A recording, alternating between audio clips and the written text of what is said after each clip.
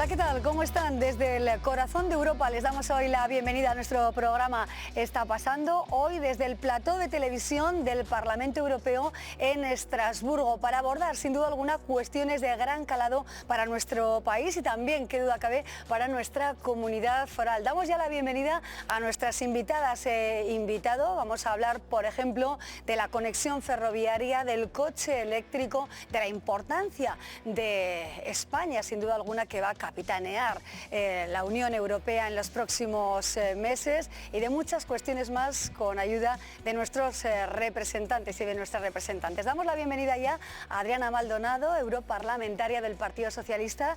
¿Qué tal, Adriana? ¿Cómo estás? Bienvenida. Un placer, Amaya, teneros aquí. Muchísimas gracias por acompañarnos. Antonio López Istúriz es eurodiputado del Partido Popular. ¿Qué tal, Antonio? Bienvenido. ¿Cómo estás? Hola, ¿qué tal? Gracias por estar con nosotros. Idoia Villanueva, europarlamentaria de Podemos. Idoia, ¿qué tal? Pues encantada de estar aquí.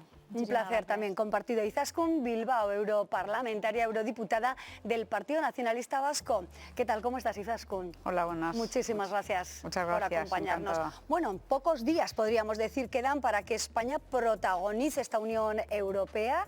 De alguna manera, bueno, España va a estar ahí en el punto de mira. ¿Qué supone esto para los intereses de todo nuestro país y especialmente de nuestra comunidad foral, Adriana?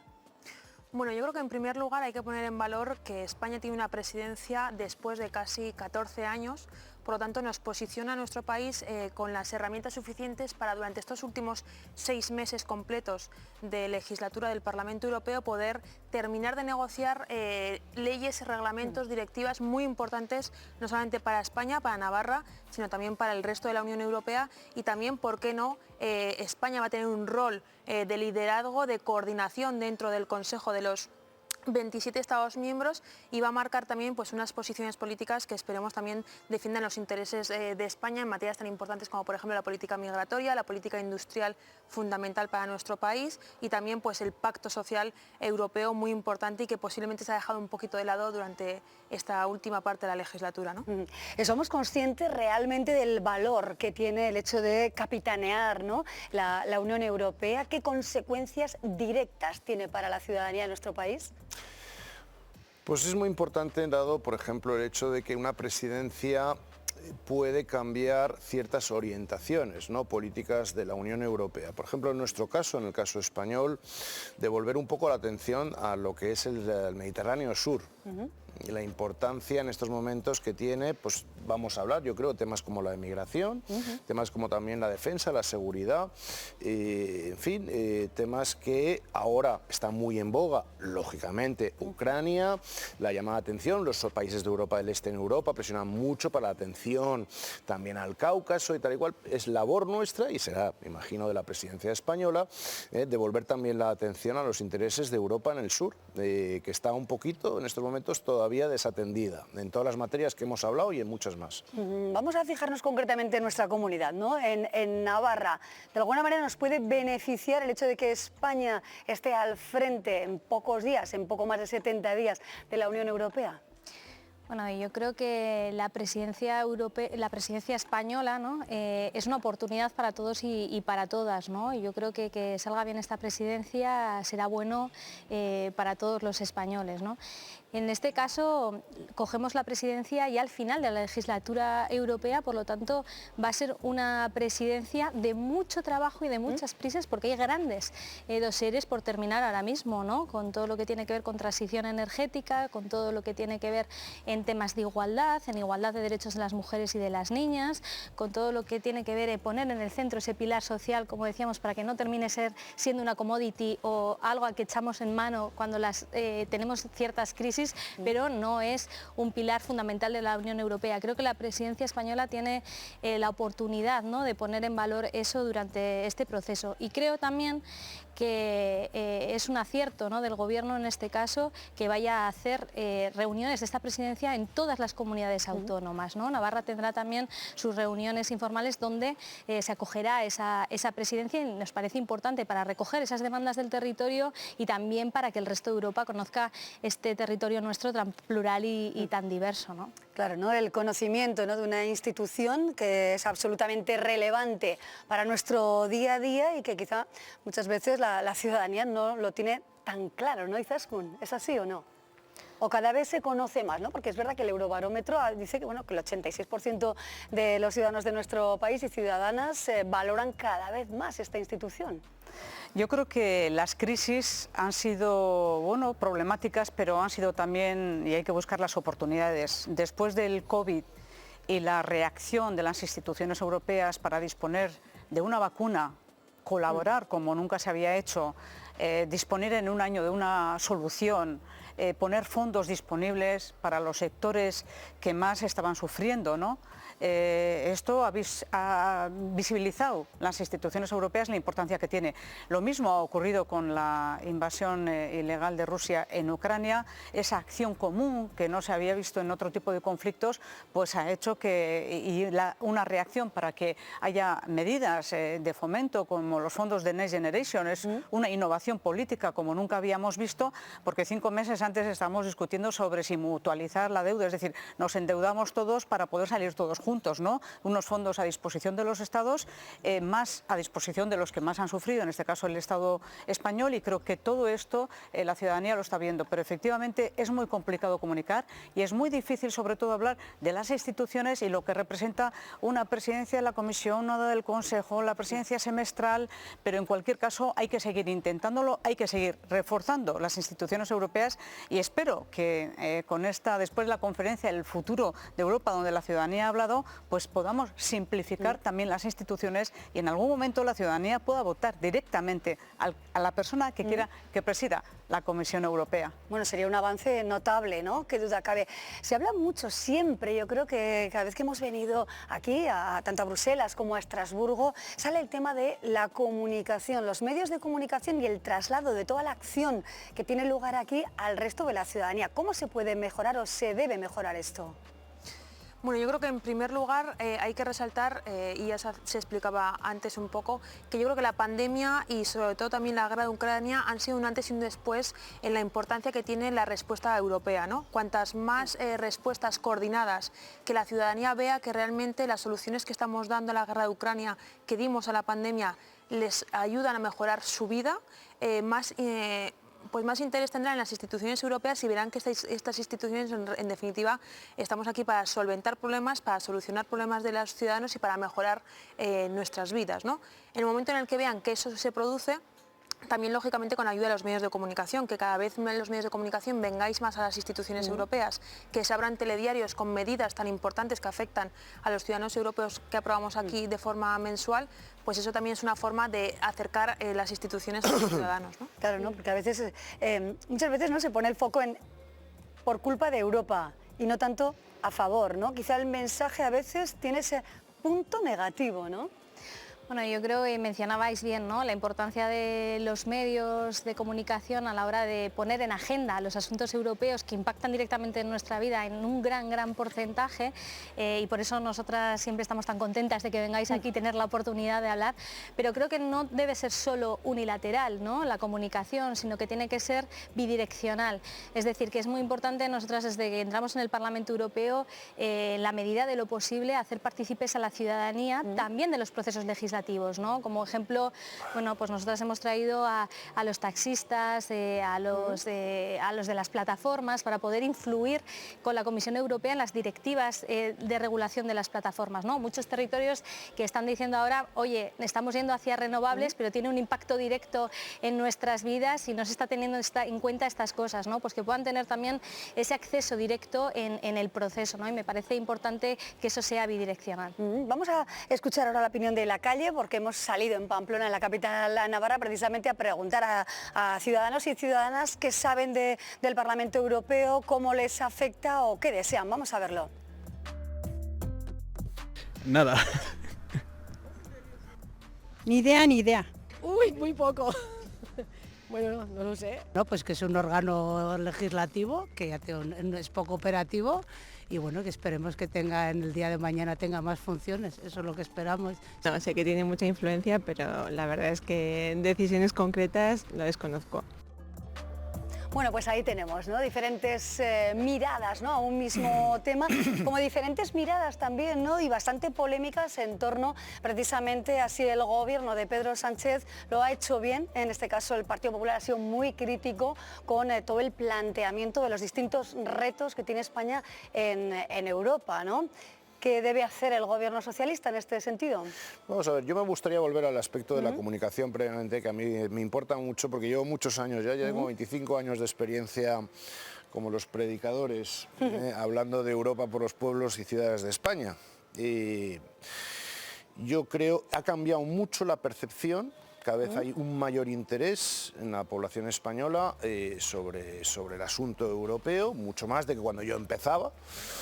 Afortunadamente, desgraciadamente, crisis son las que motivan normalmente en mayor atención de la gente hacia estas instituciones europeas. Ya lo predijo Jean Monnet, es decir, esta Unión Europea avanzará a través de crisis. Cuando tenemos una crisis económica, cuando tenemos una crisis, todo el mundo se gira a Bruselas.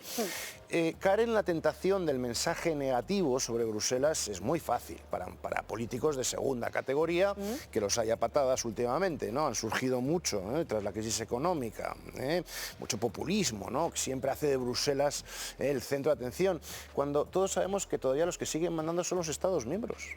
Mucho más que Bruselas. Esta es todavía una unión de estados, ¿no? Es decir, y el gobierno de España pues tiene bastante más que decir y que hacer que la propia Comisión Europea. Sigue siendo ese el modelo. Lógicamente, en cuestiones europeas hemos faltado, sobre todo en materia de asuntos exteriores. España tenía un rol fundamental, ¿no? Por ejemplo, en la cuestión de la relación mediterránea, que he hablado anteriormente y que yo deseo que la presidencia española, y estoy convencido que eso será una de las prioridades, pero hemos perdido mucho pie. El asunto de las relaciones con Argelia, con Marruecos, tenemos a Rusia y China muy presentes en el norte de África, y eso, los intereses de España geoestratégicos dentro de esta Unión Europea, pues claro, se están viendo amenazados, entre otras materias, pero no quiero entrar en materia. Yo en presidencia siempre soy más de una aproximación positiva. Luego ya haremos cuentas todos, como hemos hecho en el pasado, pero previamente es mejor hablar de una agenda en positivo, porque la presidencia no es de Pedro Sánchez. La presidencia es de todos los españoles y es en la que quedamos reflejados. Un Parlamento legislador, decíamos, con déficit de comunicación, una situación que se puede revertir claramente, quizás con medidas concretas, ¿no? Bueno, la verdad es que la comunicación es un tema que yo creo que nos entusiasma a todos los diputados. Primero, porque creo que todos tenemos un sentimiento de soledad en la comunicación de nuestra actividad. El Parlamento Europeo se gasta muchísimo dinero en comunicación. Incluso la comunicación también es traer grupos de visita. Y en ese sentido, mira, al final la gente que se acerca, que nos conoce, que sabe la actividad que tenemos, tiene otra sensibilidad a partir de esa visita. Pero nuestra comunicación no depende solamente de lo que haga la institución o lo que hagan los medios de comunicación. Cada uno se plantea su trabajo también de una medida o de manera diferente. Nosotros, desde el inicio de nuestra actividad aquí, hemos tenido una actuación proactiva con los sectores con los que teníamos que trabajar para los informes que teníamos responsabilidad. Y eso da un conocimiento primero segmentado y luego un esfuerzo por dar un conocimiento general, también a través de un blog, Twitter, etcétera, etcétera. Pero sí es verdad que hay que hacer una llamada también a los medios, porque las cosas importantes que se aprueban en este Parlamento, que tienen una repercusión directa en todos los ciudadanos, no tienen apenas repercusión. Y cuando ocurre algo negativo, la noticia es todo lo negativo, todos los días. Atención, por tanto, a eso, ¿no? Por lo tanto, yo creo que aquí también hay que hacer un pacto. Yo creo que hay que hacer, si queremos reforzar el proyecto europeo, hay que hacer un pacto con los medios de comunicación, con todos, para reforzar este proyecto, porque realmente estamos viviendo momentos muy complicados. Una ciudadanía que cada vez confía y quiere más proyecto europeo, y quizá una situación que no acompaña, y aquí creo que los medios tienen un rol fundamental. Por eso muchas gracias por estar aquí y por gracias. hablar de lo que es el Parlamento y de lo es que nuestra nosotros obligación, hacemos. ¿no? Somos meros altavoces y conexión, establecemos una conexión directa con la ciudadanía, ¿no? Por cerrar este bloque, bueno, pues sí hay cierta línea, bueno, pues dialéctica contrastada, podríamos decir, ¿verdad? O sea, cierta crítica entre Partido Popular y Partido Socialista en torno a, bueno, cómo se ha planteado bueno, pues este protagonismo de España al frente de la Unión Europea. Adriana. Sí, yo comparto con el señor Istúriz perfectamente que la presidencia es de España y no de los partidos políticos, por lo tanto no hay que instrumentalizar la presidencia española en ningún sentido. Creo que tenemos que ir de la mano todos los grupos parlamentarios, que tenemos que ir con una línea clara que es defender los intereses de nuestro país y también dejar bien posicionada la imagen de nuestro país en las instituciones europeas, ¿no? Esa es nuestra responsabilidad también como eurodiputados y lógicamente pues también la de todos los que están involucrados en la presidencia, ¿no? Creo que las hojas de ruta están muy claras y ahora solamente lo que queda es trabajar estos 6 meses para que sea un éxito colectivo. Bueno, pues vamos con todo ello y tratando de comunicar lo mejor posible cada una de las acciones, ¿no?, relevantes, por ejemplo, todo lo que tiene que ver con el cambio climático respecto al medio ambiente y, por supuesto, uno de los grandes retos, como es el coche eléctrico. ¿Qué sabe la ciudadanía realmente acerca de cómo nos va a afectar el bueno, pues nuevo tipo de vehículo que vamos a utilizar en un futuro muy próximo? Lo vemos en el siguiente vídeo. ¿Es realmente el coche eléctrico el futuro? ¿Acabaremos todos conduciendo uno? Es una pregunta que muchos se hacen cuando valoran renovar su vehículo. No lo ven tan claro. Lo veo muy complicado, ¿eh? Lo veo muy complicado, sobre todo por la economía a día de hoy.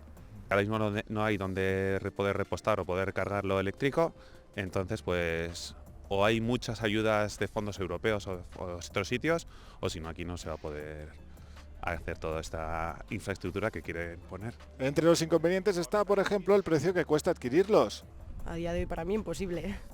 Más que todo, el mantenimiento es lo más caro del mundo ahora mismo. Y con los sueldos que hay, que tampoco ayudan. O también la dificultad para acceder a sistemas para recargar la batería. Va a ser imposible mantener una industria que pueda mantener también los coches eléctricos y la energía suficiente para ellos. Pienso que más sitios para enganchar el coche para...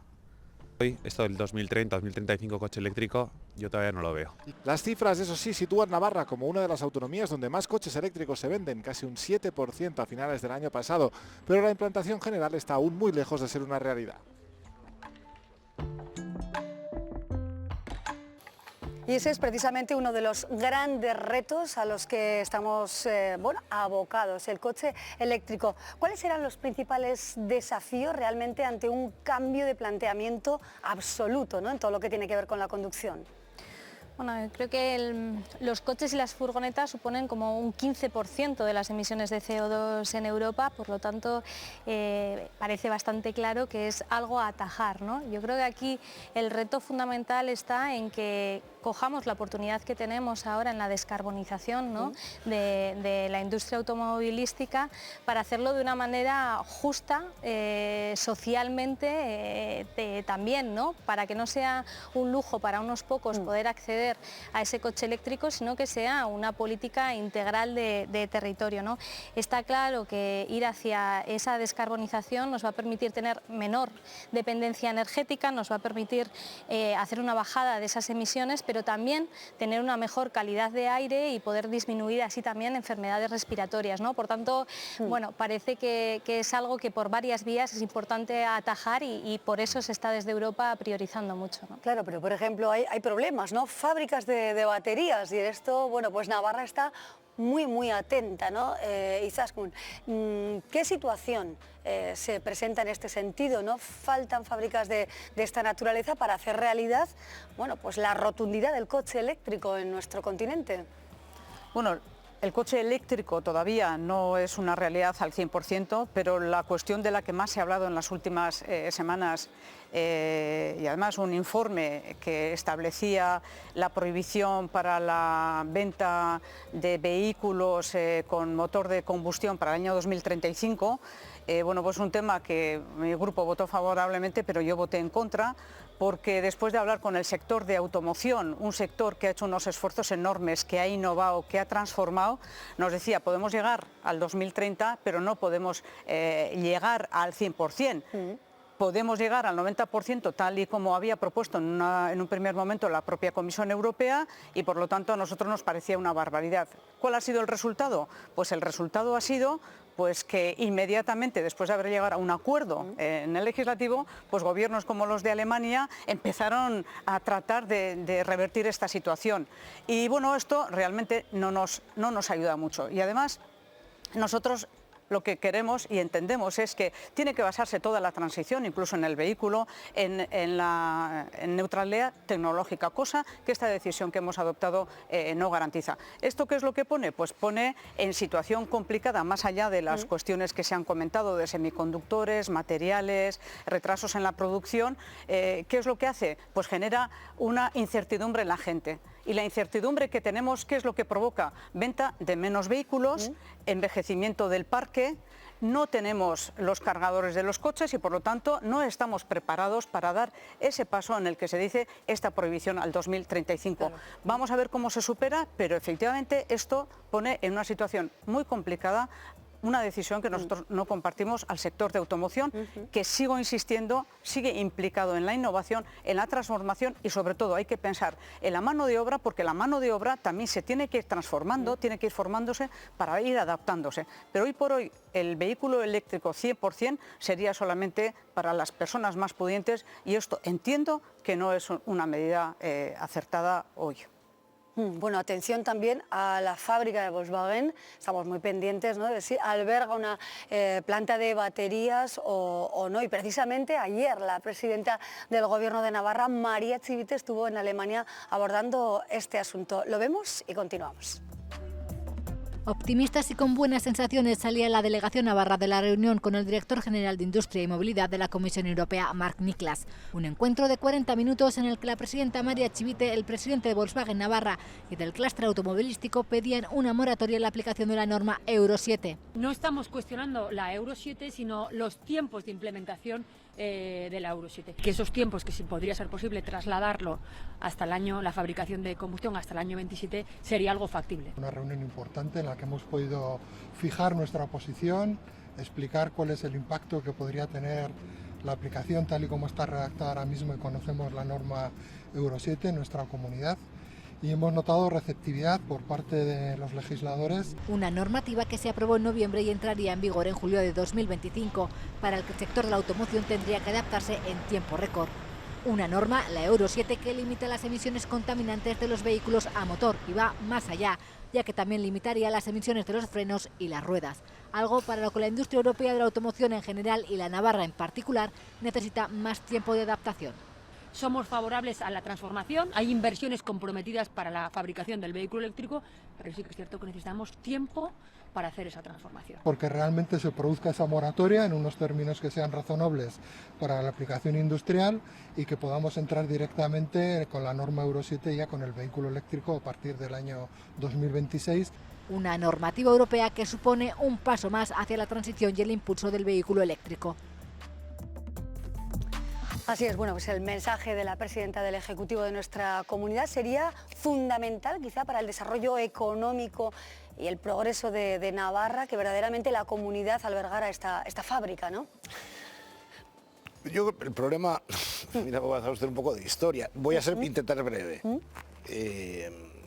Todos hablamos y admitimos y trabajamos para luchar contra el cambio climático. Salvo aquí, yo creo que en este Parlamento, salvo 4 casos desesperados de algún extremo y tal y cual, el resto estamos en ello. Tal vez nos llevamos demasiado fue demasiada actividad previa al COVID, donde se fijaron fechas que realmente ahora se está demostrando, tú dices, como lo has dicho, que la praxis nos ha demostrado que, oye, que no eran realistas, para adaptar todas las empresas, no solamente las de producción de coches. Esto afecta también a muchas otras empresas. Los agricultores navarros seguro que lo saben perfectamente. Muchas obligaciones a las que han estado sometidos también con esta materia. Es decir, ahora, después del COVID, claro, se hace una revisión de todo este asunto.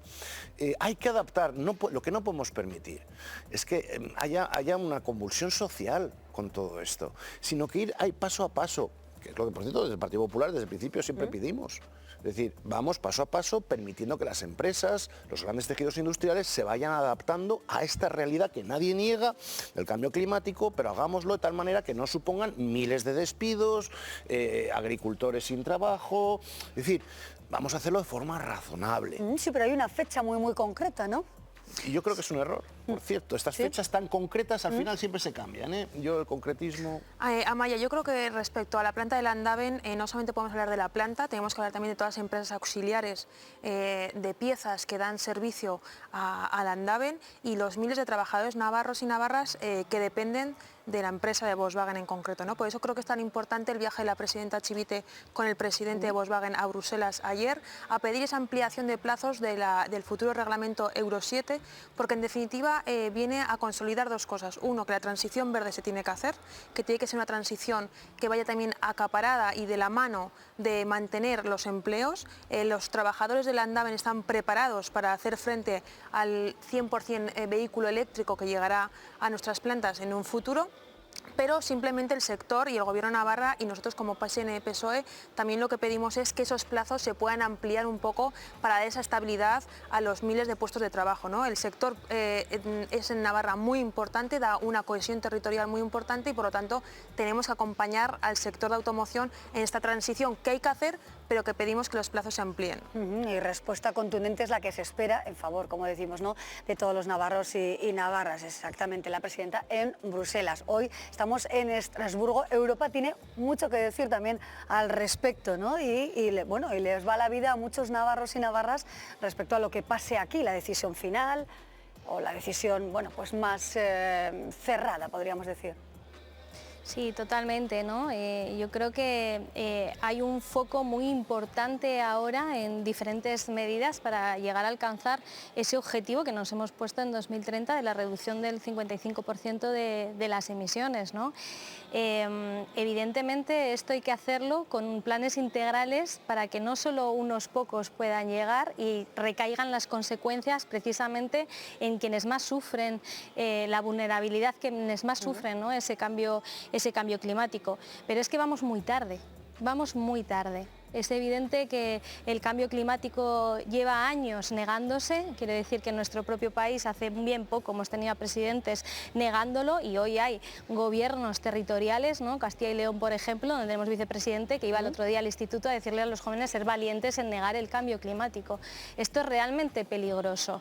Por lo tanto, yo creo que hay que tener objetivos alcanzables, por supuesto, hacerlo de la mano de los distintos territorios, pero creo que es esencial poder hacerlo en paralelo y conseguirlo, ¿no? También estamos trabajando bueno, pues ahora mismo en todo lo que tiene que ver con el mercado de emisiones, ¿no?, que va a ser otro de los grandes retos, ¿no?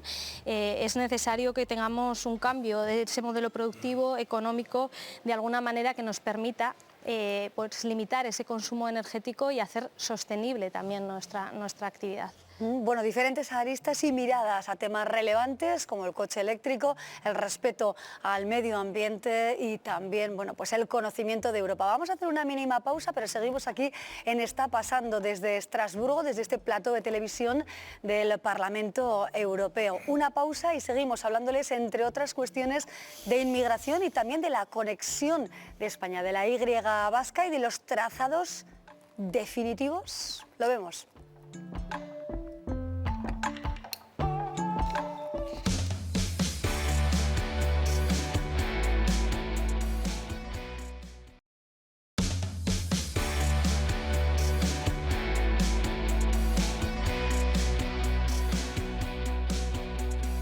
Seguimos en Estrasburgo, en el Parlamento Europeo, para acercar la labor de este Parlamento a la ciudadanía. Hablamos ahora de conexiones y les damos una fecha. 2030 es la fecha límite para culminar la conexión ferroviaria de alta velocidad entre España y Francia, para configurar el denominado Corredor Atlántico. Vamos con ello.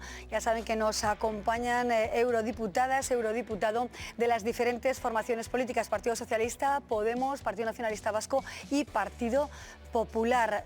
2030 esa es la fecha definitiva, con la posibilidad de que sea bueno, pues el tramo o la solución de Ezquio la que nos conecte precisamente con la Y vasca y con el resto de Europa. Adriana, ¿cómo vemos esto? Es algo que genera debate a favor, en contra de esa conexión. Vamos con ello. ¿2030 será una realidad?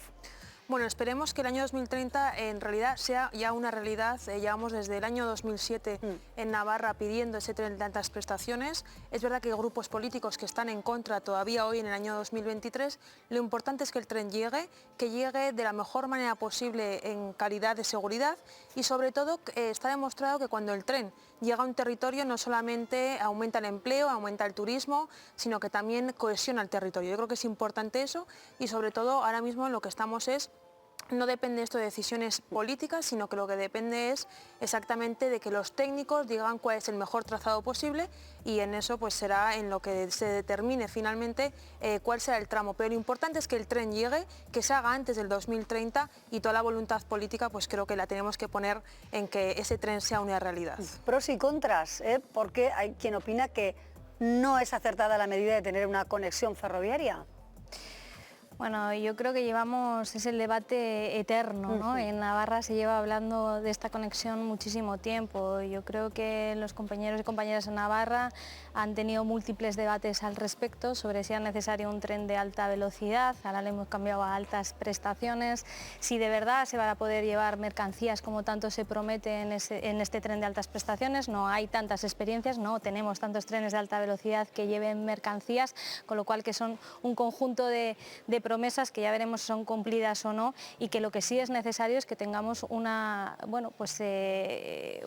tren y una comunicación que sea eficiente, que sea sostenible y desde luego que vertebre los territorios, ¿no? Y que tenga en cuenta las necesidades de conectar a las distintas personas y a los distintos pueblos, ¿no? de nuestro territorio. Una vez dicho esto, se ha puesto esa fecha de 2030, también hemos visto últimamente noticias que a mí me ha sorprendido también porque decían Europa dice que o avala que el trayecto tendrá que ser por la conexión por Ezquio, ¿no? Yo creo que aquí hoy también es importante aclarar esto, ¿no? Y ser transparentes. Ha habido enmiendas determinadas en una comisión concreta, esa comisión tendrá unos informes que llegará al Pleno del Parlamento y que luego habrá que debatirlos con la comisión, ¿no? Nosotros en ese caso, de las enmiendas precisamente para que fuese por Ezquio, la Comisión Europea mostró que estaba en contra porque no cumplía determinados requisitos. Yo creo que aquí lo más importante es que el trazado final pueda llegar a ser decidido en el territorio, ¿no? O sea, quiere decir que la Unión Europea pone criterios, ¿no? para poder cumplir con esos diferentes objetivos que tienen, pero que al final el trazado final sea una decisión que se tome con las diferentes visiones económicas, social, territorial, pero siempre desde el territorio, ¿no? De momento en Navarra ya sabemos, ¿no? que se están haciendo estudios precisamente en el entorno de la Sierra de Aralar para adoptar la decisión quizá más adecuada, ¿no? Pero es cierto, Izaskun, y aquí el PNV tiene bastante que decir, ¿no? que la opción Ezquio-Itxaso pues, es una de las posibles realidades, una realidad que se acerca. ¿Cómo está el panorama ahora mismo? Bueno, son dos cosas. Por una parte, la fecha del año 2030, que no se ha variado para llegar a la frontera y seguir construyendo el proyecto prioritario del Atlántico, por entendernos de alguna manera, donde nosotros no hemos llegado todavía hasta la frontera, hemos tenido retrasos también en el Estado español y Francia está adoptando decisiones unilaterales para tratar de incumplir una decisión que él mismo ha tomado en Bruselas. Entonces, por una parte es la obligación de que ese tramo acabemos para el año 2030, sí o sí, y no depende de ninguna cuestión técnica. Es una decisión política la que está impidiendo Francia. Y por otra parte estamos hablando de cómo conectamos el eje atlántico con el eje mediterráneo. Yo presenté la enmienda en la que se conectaba el Mediterráneo con el Atlántico a través de Ezquio-Itxaso. ¿Por qué? Porque mira, yo además sabiendo que iba a salir este tema, he traído unos mapas donde pone Gobierno de España, Ministerio de Fomento, estos son del año 2018, donde la opción era esa. No solamente eso, en el programa del Partido Socialista en Navarra, además se me ha traído la carátula y todo, aquí pone: fomentaremos la conexión del corredor Navarro, tren de altas prestaciones, con la Y vasca a través de Ezkio. Por lo tanto, parece que todo el mundo estaba convencido. Y aquí, todo este tocho que me lo he traído de alegaciones donde se analizan las dos propuestas con todas las medidas adecuadas. ¿Qué es lo que yo he hecho con esa enmienda? Lo que yo he hecho con esa enmienda sobre todo es decir, esa línea tiene que estar pintada, porque la conexión entre el Mediterráneo y el Atlántico se tiene que hacer, se tiene que hablar de esto, que tiene que haber más estudios y se va a tener que adoptar la opción más adecuada. Totalmente de acuerdo. Pero ojo, que solamente lo que cuesta uno u otro tramo no es suficiente. Tenemos que pensar en los impactos medioambientales, cómo evitamos el máximo número de impactos, qué posibilidades nos va a dar hacer una conexión u otra, si vamos a saturar o no uno de los tramos si optamos por una cosa. Este documento de alegaciones dice absolutamente todo. Es el que estaba utilizando tanto el Gobierno vasco como el Ministerio para pintar esta línea que pongo aquí el año 2018. Que luego hay cambios, hay más informes, pero nosotros lo que queremos es rigor, seriedad, contar a la gente los datos que hay de verdad, y nosotros, como PNV y como Geroa Bai, lo que hemos querido es mantener la coherencia. Por lo menos ahora la Comisión de Transportes ha dicho sí a esta enmienda. Luego veremos qué es lo que ocurre. Pero lo que sí hemos conseguido es que esa conexión necesaria esté pintada. Ezkio Itxaso, que nos lleva de alguna manera sí al túnel de Aralar, ¿no? Que también, bueno, pues es algo de lo que se viene hablando, y hay colectivos que están, bueno, pues en cierto desacuerdo, ¿no? Con ese planteamiento que puede ser uno de los caballos de batalla en ese sentido, ¿no? Bueno, no voy a empezar si alguien tiene interés, desde luego este documento está aquí, pero efectivamente cualquier cosa que haga tiene impactos. Y hay personas que van a estar siempre en contra, como lo han estado, voy a poner ejemplos concretos, el metro de Bilbao, la alta velocidad, y tengo que recordar además que nosotros, por defender la alta velocidad, ese proyecto europeo que tiene que estar acabado para el año 2030, hemos sufrido extorsión, incluso han asesinado a un empresario, la organización terrorista ETA, por estar construyendo un tramo de alta velocidad. Así que ha tenido unos costos éticos, económicos, y el retrasar significa, tal y como dice el Tribunal de Cuentas, que no estamos amortizando suficientemente la inversión que estamos haciendo. Por lo tanto, cada vez que no ejecutamos los tramos estamos perdiendo más dinero. Así que hay muchos motivos, y luego lo que deberíamos construir es el mapa europeo en el que veamos como si fuera el metro europeo, en el que los ciudadanos puedan ir con muchísima facilidad a un sitio, y eso es compatible con las conexiones dentro del territorio con otro tipo de sistema ferroviario. Pero tienen que ser ambos compatibles. Adriana. Sí, Amaia, yo creo que lo que no se puede poner en cuestión es que el Partido Socialista de Navarra, que la presidenta Amaia Chivite, el consejero Bernardo Ziriza defienden el tren de altas prestaciones. Es una demanda histórica que ha hecho el Partido Socialista en muchísimos programas electorales, y aquí creo que no interesa a la ciudadanía por dónde va a pasar el tren. Lo que sí importa es los efectos que puede tener una vía u otra, ¿no? Nosotros desde el Partido Socialista lo que defendemos simplemente es que el tren llegue en el año 2030 como tarde, que llegue de la mejor manera posible, y el itinerario no lo tenemos que decidir los políticos ni los grupos parlamentarios, sino que tienen que ser los técnicos de los ministerios. Es verdad que ese informe es del año 2018, el año 2023 la situación ha cambiado bastante, la Comisión Europea tiene otras prioridades también en cuestiones medioambientales, y creo que la ciudadanía también es mucho más sensible al impacto que pueden tener ciertas instalaciones y ciertos cableados, por ejemplo, en la propia medio ambiente que tenemos en nuestros parques naturales, ¿no? Por lo tanto, es una decisión que tiene que llegar, pero que no solamente es una cuestión de los políticos, lo importante es que llegue para la ciudadanía. Bueno, pero quiero hacer una pequeña observación. Yo creo que aquí se presenta la complejidad, ¿no?, de este tren de alta velocidad, que como decíamos antes, va a ser para mercancías o va a ser para personas, ¿no? Y decimos, va a ser para todo, ¿no?, en cualquiera de los casos. Bueno, pues yo creo que la elección del trazado tiene mucho que ver con esto. Es decir, creo que el pasar por Ezkio hay un interés especial para que pueda llegar al puerto de Bilbao, y a nivel de mercancías pues podría ser mucho más favorable. Ahora bien, a nivel de personas probablemente sea más favorable que vaya a Vitoria y que conecte con el nudo de Vitoria, ¿no? A partir de aquí, evidentemente, hay que estudiar todos los impactos que hay, atravesar directamente toda la sierra de Aralar, ¿no? Con el significado que tiene para los navarros y navarras precisamente la sierra de Aralar, no parece desde luego un impacto menor, pero como digo, al final claro que hay que hablar y claro que también es político, porque dependiendo para qué se quiera priorizar, pues un trazado u otro tiene más o menos sentido. Sí. ¿No? Quizás con brevemente. No, lo que quiero decir simplemente es que, desgraciadamente, los proyectos de alta velocidad en toda Europa y especialmente en el País Vasco, Navarra y el Estado español han tenido mucho más de político que de técnico. Porque si se hubieran aplicado los criterios técnicos desde el primer momento, hoy tendríamos ejecutados los tramos prioritarios que están definidos en Europa desde hace tantísimo tiempo. Y precisamente por haber aplicado esos criterios políticos, tenemos informes negativos del Tribunal de Cuentas que dice que hemos utilizado opiniones políticas, presiones de un tipo o de otro. ¿Y qué es lo que ocurre? Que España efectivamente ha gastado muchísimo dinero en alta velocidad, pero no tenemos nada construido.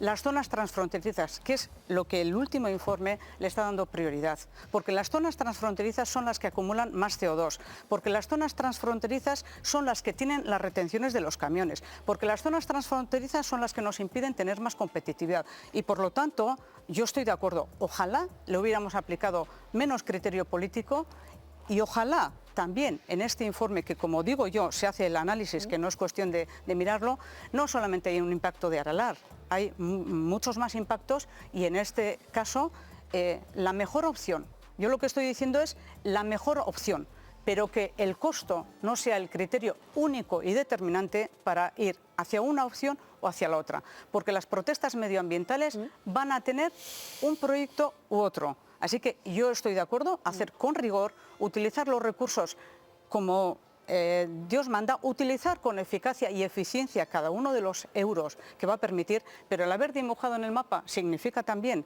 que si está ese dibujito podremos utilizar los fondos europeos. Así que hay varias cosas con las que estamos de acuerdo y como digo, y ojalá esta vez sea la de verdad.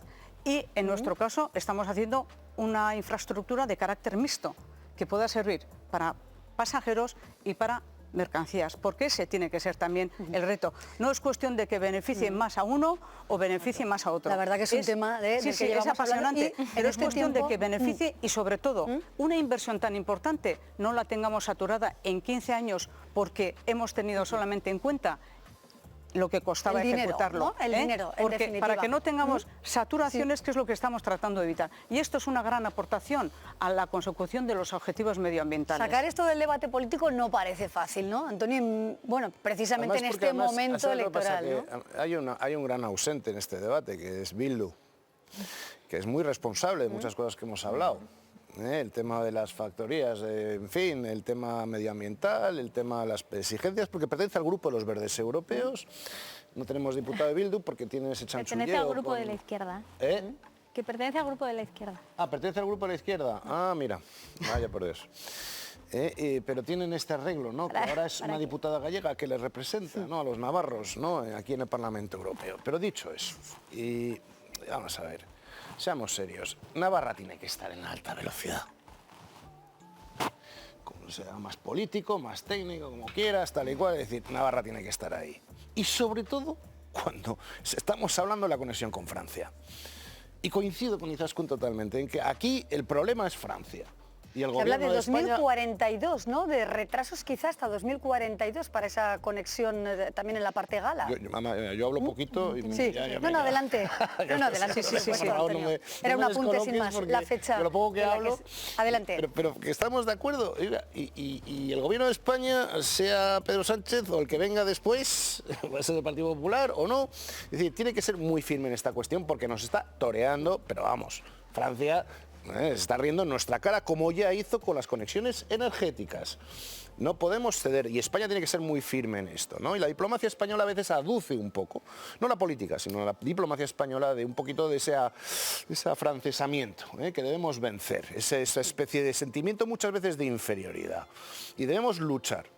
Y Navarra tiene que estar en el centro de esa conexión que va a ser vital. Y por cierto, por último, digo, oiga, es decir, yo no entiendo, ¿ahora los trenes son un problema?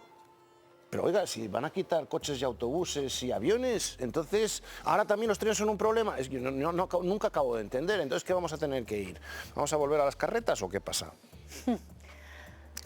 Yo sí que creo que como usuaria de mucho tren Pamplona-Madrid para llegar a Bruselas, para llegar a Estrasburgo, lo que ningún ciudadano navarro entiende es que hoy en día tardemos lo mismo, por ejemplo, en coche que en tren prácticamente, y que una comunidad tan sumamente industrializada como es la nuestra, que queremos atraer más inversión, que queremos atraer más empresas, mayor talento, tenga unas conexiones tan débiles en el año 2023, ¿no? Por lo tanto, yo comparto con el resto de compañeros y de compañeras que tenemos que apostar por ello, que hay que hacerlo ya. Tenemos que sacarnos muchas veces esa sensación que tenemos a veces de que el tren puede traer según qué connotaciones negativas. Está demostrado en el resto del territorio nacional, por ejemplo, de las cargas tan positivas que ha traído a todos los niveles, ¿no? Por lo tanto, también nuestra responsabilidad e intentar presionar a nivel político para que cuanto antes pueda hacerse, así sea, ¿no? ¿Creéis que este momento, bueno, pues importante, ¿no? Políticamente, teniendo en cuenta que las elecciones españolas se van a celebrar el 28 de mayo, puede suponer un paso adelante, un retroceso o una crispación, y ahí puede quedar todo lo concerniente con la conexión con el resto de Europa? ¿Es el momento quizá para avanzar, retroceder? Bueno, yo creo que, como digo, llevamos estancados en este debate mucho tiempo, ¿no?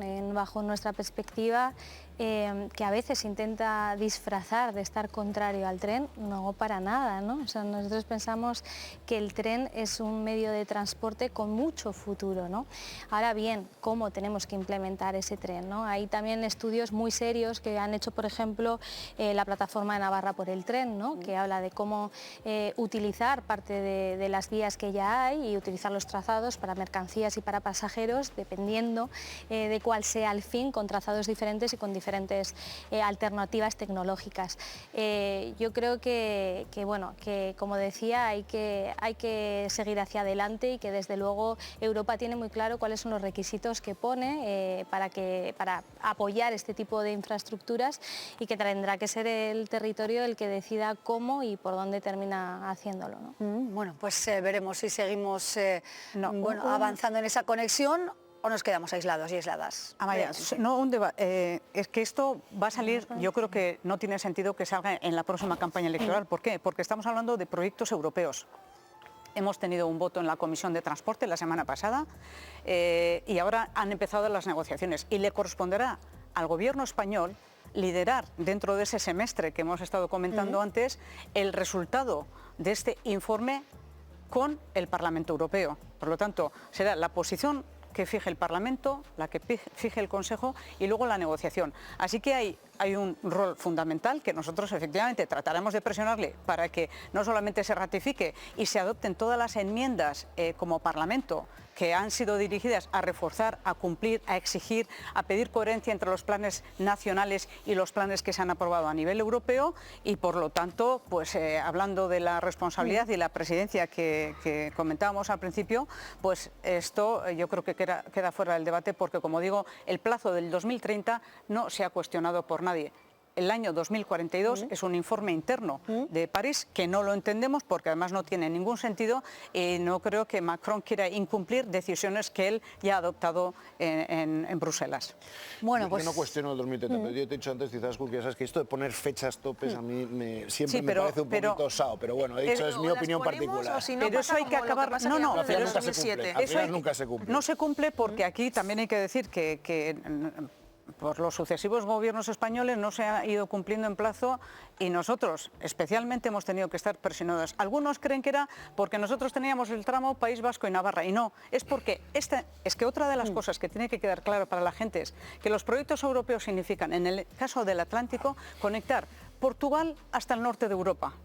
Y el Mediterráneo, pues desde Algeciras todo el Mediterráneo. Esas resistencias, ojalá no terminemos teniendo un tren conectado de ninguna parte a ninguna otra parte, ¿no? Que sería desde luego lo peor. toda la ciudadanía. Bueno, estamos ya en el tramo, hablando de tramos, pues en el tramo final de nuestro debate, de nuestra conversación europea hoy. La inmigración también es otro de los grandes desafíos aquí en el centro de Europa, y las medidas, ¿no?, que se van a adoptar en un contexto complicado, ¿no?, internacional, con una guerra, todavía la guerra Rusia-Ucrania, bueno, con todo lo que está ocurriendo también en Italia, con todo lo que tiene que ver con el asilo y cómo proteger de alguna manera a las personas que huyen por diferentes causas y llegan, por ejemplo, a nuestro país, ¿no? Vamos con mensajes en este sentido. Adriana, ¿cómo mejorar todo lo que tiene que ver con la política migratoria en favor de la ciudadanía, esa ciudadanía que tiene que salir del horror para alcanzar, bueno, una cota de bienestar algo mejor?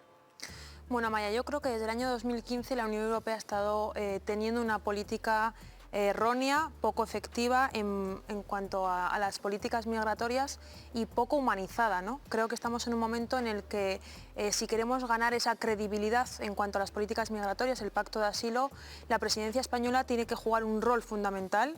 Ayer el ministro Álvarez, en esa reunión que tuvimos todos los grupos políticos, excepto el Partido Popular, que no quiso asistir, con el ministro pudimos escucharle decir que es una de las prioridades de la presidencia española. El pacto de Dublín se tiene que cumplir y yo creo que tenemos buenos ejemplos en Europa de cómo ha sucedido. La crisis con Ucrania, en Navarra, más de 1.500 refugiados que hemos sido capaces en tiempo récord de acoger en nuestros territorios, y por lo tanto esa debería de ser la práctica común que se haga con toda la política migratoria. Tenemos el caso de Meloni ahora mismo en Italia, totalmente deshumanizada la política migratoria, y yo creo que es momento también de que los países del norte entiendan que necesitamos a todos los ciudadanos también que vienen de fuera, ¿no? Nosotros en algunos momentos de la historia también nos hemos tenido que marchar fuera y hemos sido bien recibidos, así que espero que la Unión Europea ahora sí esté a la altura. Claro, hablamos de sensibilidad y de una política clara, ¿no? Antonio, ¿cómo abordar esto de la mejor manera posible, sobre todo para evitar, bueno, pues un drama todavía mayor, si cabe, que el que estamos viviendo actualmente? Yo, como he visto la evolución de muchos grupos y partidos políticos en Europa y en España sobre esta materia, yo es que he mantenido el mismo discurso, y ahí están mis entrevistas cuando empecé, hace 25 años exactamente, con la misma aproximación. Europa está envejeciendo, la inmigración es necesaria y la única manera de hacerlo de forma legal.